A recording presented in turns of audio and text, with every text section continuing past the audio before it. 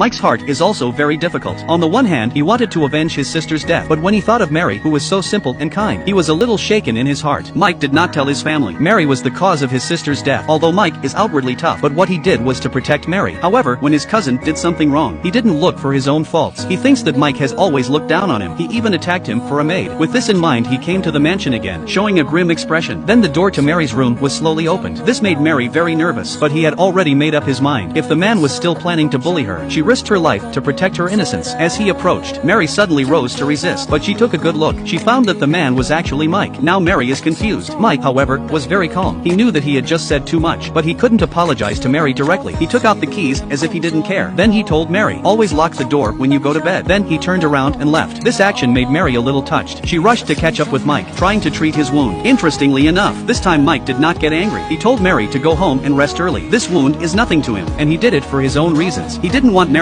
to attract the attention of the family. This is also a kind of protection in disguise. But at that moment, Mike would not have thought his cousin had seen this scene. The girl often came to Mike's house and always had a crush on Mike. With the sudden appearance of Mary, a woman's intuition tells her Mary's origin is not so simple, but she did not directly point out. Instead, she watched in the dark. What a coincidence. The next day Mary brings Mike coffee, only to find him tending to his wounds alone. Mary is ready to help, but Mike refused. Don't think you're so close to me. Have you forgotten that you killed my sister? Put her in her place. These words left Mary unable to argue with him, but as she left the room, Anna bumped into her. This gave her a renewed sense of crisis. She knew that Mike's room was not for the faint of heart. She then asked, in an understanding manner, how did you sleep last night? But Mike was very indifferent to her. He didn't say anything about the injury. Before she left, Anna saw the gauze on the floor. She couldn't figure out, why did Mike keep defending Mary? Then she came to Mary's room. The first thing he said was, remember, you're just a lowly servant. Don't even think about getting into high society. Looking at Mary's aggrieved face, Anna was even more furious. Then she made a crazy decision, and sure enough, by noon, Mike was just about to go to the office, but the accident happened again.